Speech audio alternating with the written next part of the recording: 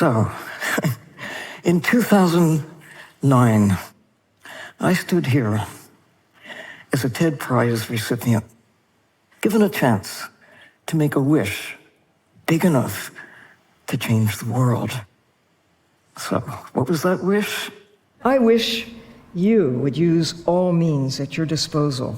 Films, expeditions, the web, new submarines, a campaign to ignite public support for a global network of marine protected areas, hope spots, large enough to save and restore the ocean, the blue heart of the planet. So, why did I make that wish? How much of the ocean should be protected? It's our life support system. We need to treat all of it with respect. Part of the reason for my wish was because of what I've seen, what I've explored, what I've come to know in a lifetime of diving in to see things in ways that most people will never get to see, to use systems that make it possible to stay underwater for days, weeks at a time, to explore places that most people will never get to see, and to be a witness to the change that's currently taking place.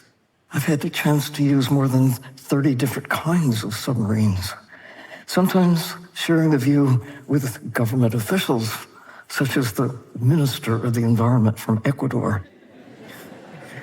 He was a little apprehensive,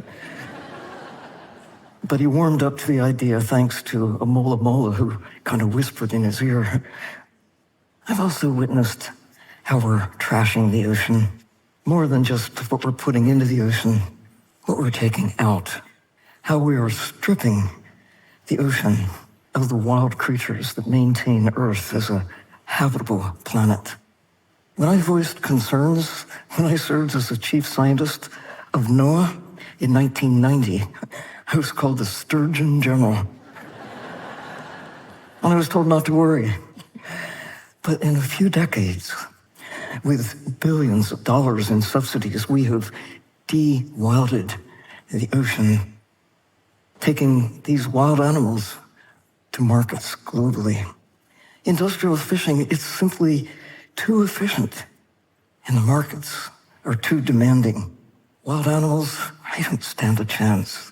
Nothing in their history enables them to escape the mechanized killing. They're fleets that move like cities across the high seas, taking and marketing wildlife. We almost succeeded in exterminating the great whales. But now we know we need whales. We need squid. We need the menhaden, the tuna, the shrimp, the sharks, ocean wildlife. We need them alive. This is the carbon cycle in action. This is how the living planet works.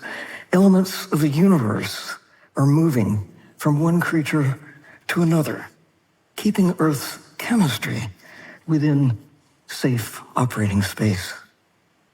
I was told 50 years ago to be afraid if I saw sharks. Now I'm afraid because I don't see sharks when I go diving.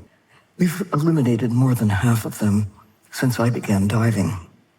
In 2009, I wished for expeditions, films, the web, new submarines that inspire action. In the same week that Google launched the first 10 hope spots on Google Earth. In 2010, at a TED at Sea expedition to the Galapagos Islands, we gathered together about 100 big thinkers to figure out what can we do to change this trajectory of decline. On the spot, a commitment was made to protect the high seas, starting in the Sargasso Sea. Sargasso Sea Hope Spot, the open ocean home for turtles and whales and sharks and thousands of other sea creatures. Another commitment was made to create a film, Mission Blue, and another one, Sea of Hope. Oceans 5 and Ocean Elders were launched. Funds were created and secured to help protect the Galapagos Islands. 5 years later, with climate a top priority, TED at Sea 2 sailed to the South Pacific. champions were enlisted to help with the protection of the top of the world, the high seas, in the Arctic, and to stop the trade in wildlife like polar bears for rugs and for trophies. Others were enlisted to bring about full protection for krill and other wildlife in the waters around the Antarctic continent, along with other great ideas to try to protect the ocean's blue heart. Sometimes I'm asked, so what's the best place to go diving? And I say, almost anywhere 50 years ago. So much has changed. These images of coral reefs, it's the way I remember the ocean. And there are some places where the ocean is still like this. They have top priority for protection. You can't put them back once they're gone. We can help restore some of the damage that we've inflicted. But there's nothing like a place that is still intact after the long history that preceded humankind. There is hope, because around the world, people are doing what they can to restore what has happened to the coral reefs. There are Mission Blue champions in 29 hope spots that are growing and planting corals to help restore the damage. This is before and after view. Before, where the corals are healthy, the system is healthy, and after what's happening on our watch. But there is reason for hope. In the Nusa Penida hope spot, you can actually see the progression from a damaged reef after some time of care and then restoration to what looks pretty good as compared to where it started.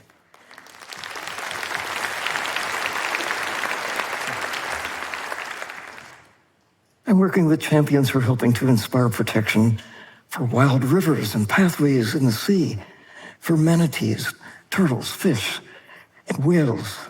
Today, there are 169 hope spots in 116 countries.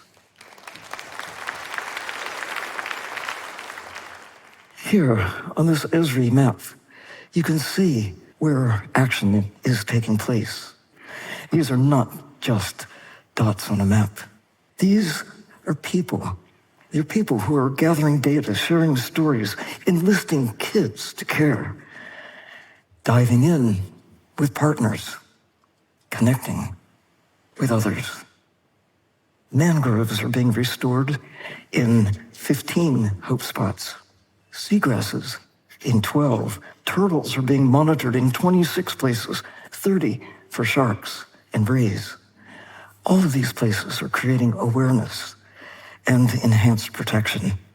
I wish I could tell you about all of them because the stories are really cause for hope. But let me just share a few.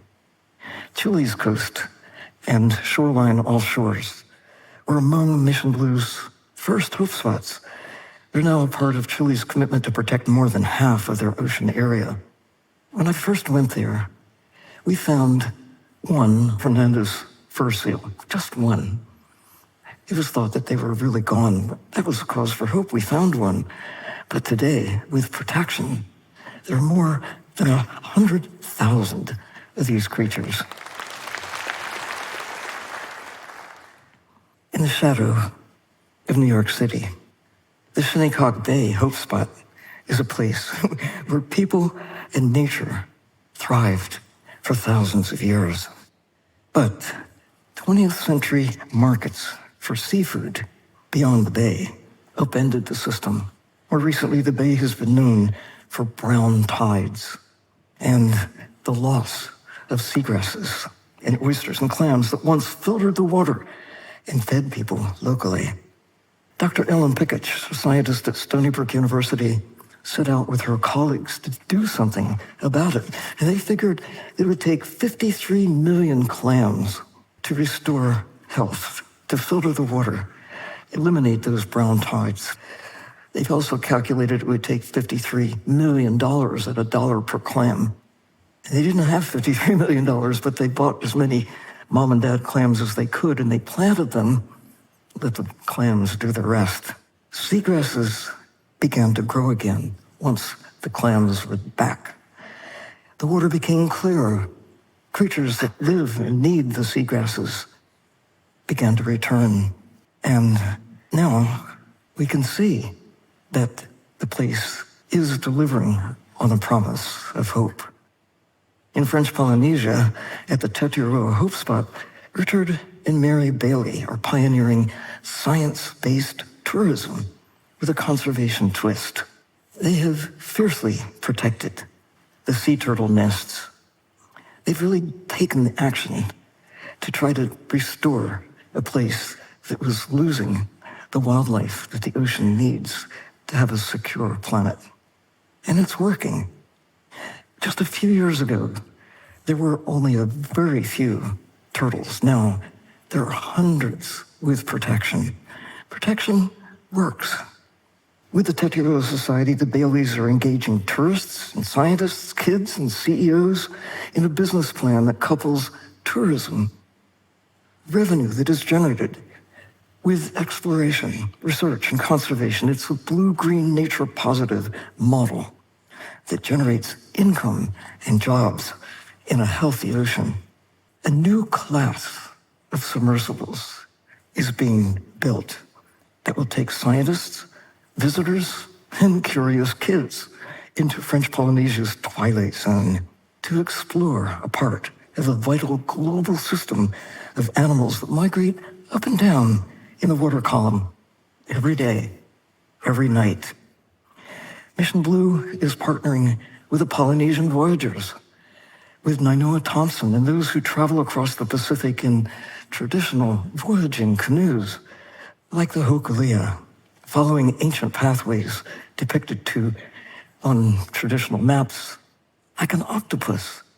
The head of the octopus is in French Polynesia, but the arms extend to islands across the Pacific, to hope spots that have been established in recent years. A 3-year expedition is currently, right now, underway to connect people across the Pacific with ancient values of ocean care and respect. With the subs, for the first time, they can go see who lives under the canoe. This is, after all, below where sunlight shines, where it's cold, it's dark, it's high pressure, but it's where most of life on Earth actually exists. The merger of new technology and ancient wisdom. My wish was inspired by the keen desire to build a safety net of hope spots, large enough to really understand and protect the ocean that protects all of us. At the time, 99% of the ocean was open for exploitation. Today, 97% is still open for exploitation. It's time to seriously scale up. Hope spots are helping. Tanzel AI is visualizing hope spots with global data on temperature, chemistry, fishing pressure, whale migration routes, land-based information to better understand the problems in the context of the whole world. Now we know planting trees, planting corals, and clams, it helps. We can stop trashing the ocean. We can stop industrial fishing. We must never allow mining the deep seas to sweep away the security the living deep ocean provides to all of us. Armed with greater knowledge than has ever existed before, we're the luckiest people ever to have arrived on Earth. We can choose the future we want. We can. Dinosaurs could not. Truly, we have a choice. We can find an enduring place for ourselves within the natural living systems that make possible our existence. Systems that sustain us. Hope spots are helping. And you can, too. Hope is contagious. Hope is an idea worth spreading. Thank you.